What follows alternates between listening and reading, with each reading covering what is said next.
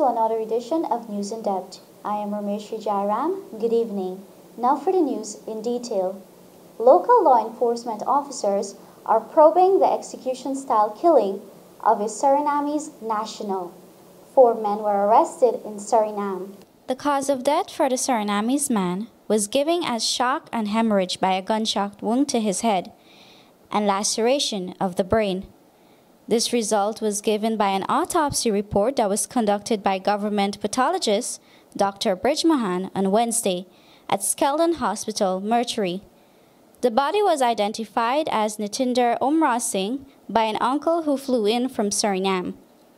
Umrah Singh was recently linked to one of the biggest drug busts in Suriname that netted over 2,300 kilos of cocaine Tuesday last. 4 persons were suspected to be involved in the bust. They are 2 clearance officers, a customs officer, and a truck driver, and have since been arrested. The customs officer, identified as Dharmendra Singh, had reportedly signed off and sealed the container in which the drugs were found. Investigations are ongoing in both countries into the matter. Police will remain resolute and focused to maintain law and order. Top Cop. Here is Royston Drakes with the details. Cop Leslie James said the Guyana Police Force is at an important juncture in terms of reformation. The commissioner was given brief remarks at the opening of the annual Police Officers Conference at State House on Thursday. As we have engaged with our counterparts in the United Kingdom, and to this end, 3 main pillars have already begun implementation. That is to say, training, human resources management, and infrastructure. James said at the end of 2018, there has been an 11% reduction in serious crime. Robbery underarms were reduced by 13.2%, and road fatalities also saw a reduction by 6%.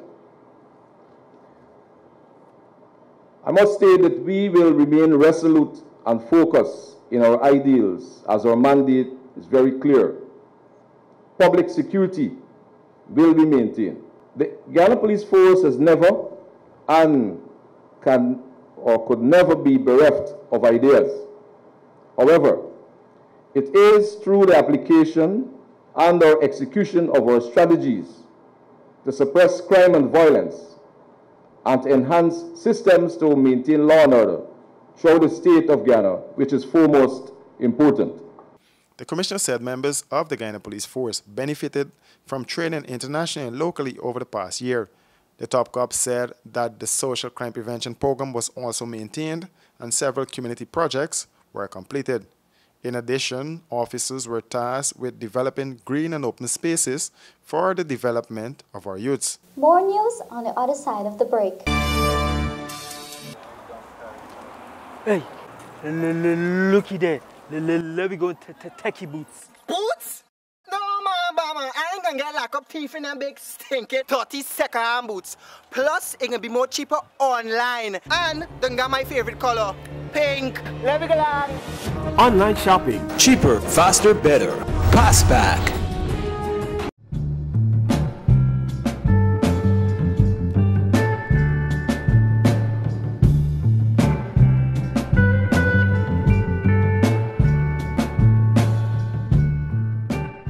Caribbean rice, from the lush rice fields of Guyana, straight to your home.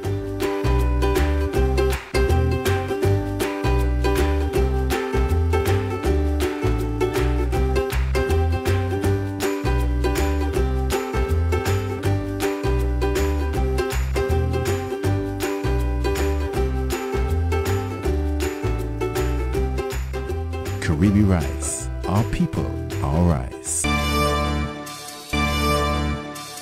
Berbice acid attack victim remains on the long road to recovery and is hoping to empower women to walk away from abusive relationships. Tracy Can has been following the story and has an update. It is amazing her spirit, drive, and passion for life despite enduring so much at an age where most girls are finding themselves. Shondell Williamson is a fighter who believes that once there is life, there is hope. After being so badly disfigured, you would think she would be depressed and sad. That's not the case. Shondell is now realizing her true purpose in life, which is to help empower women. When I spoke to her, she was all smiles and spoke about her state of mind as she continues along the road to recovery. So far, she has undergone 11 surgeries. It was painful at a time, but I just couldn't think about the pain. I just had to think about what I'm getting from the pain. So it helped me a whole lot to be patient and everything. It helped me to be.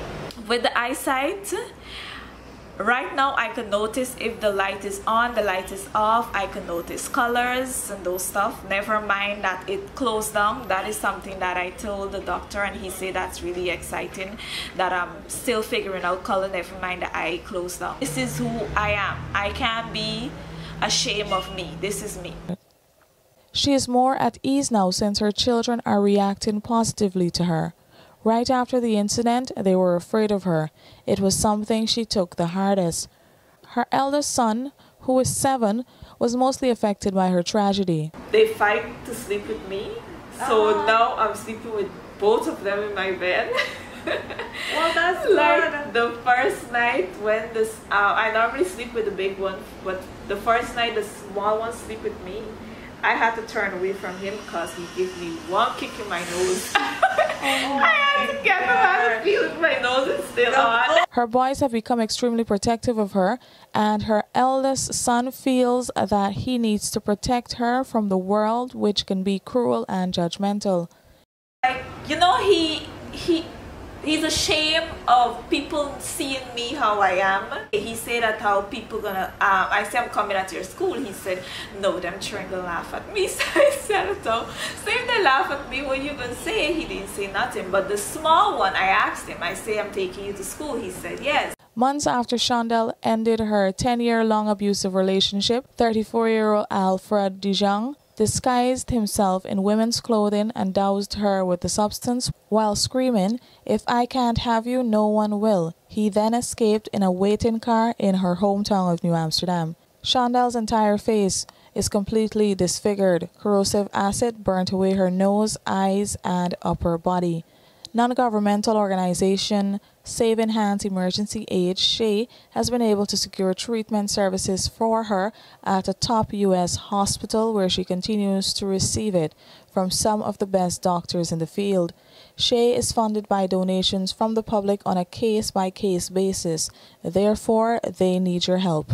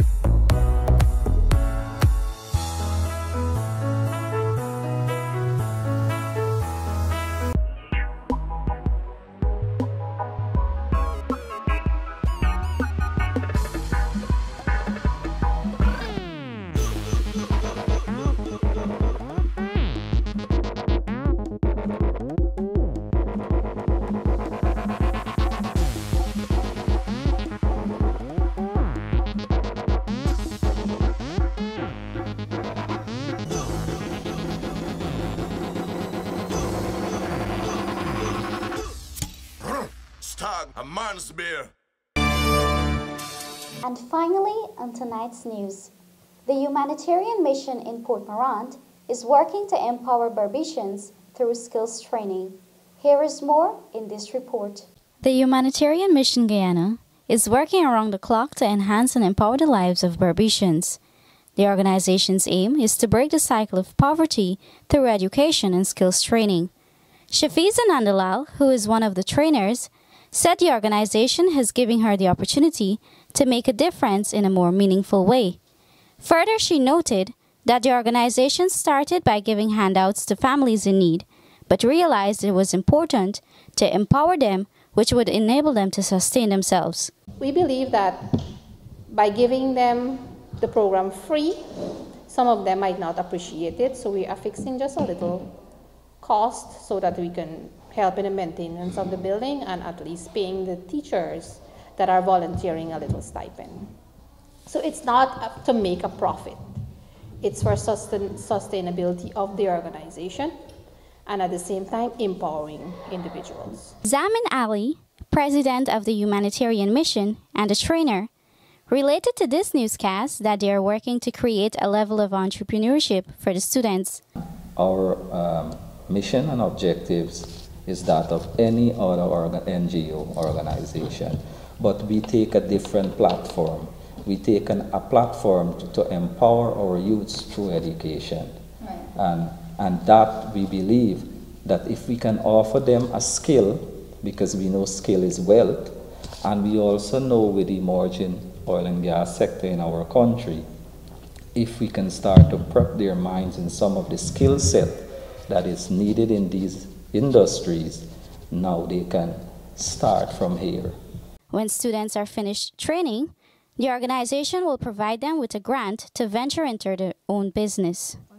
And that has brought us to the end of tonight's newscast. Remember to visit our website www.rdproductiongy.com, Facebook or Instagram, Royston Drakes Production, for details on these and other stories. Join us again tomorrow for another edition of News in Depth. I am Rameshri Jairam saying good night.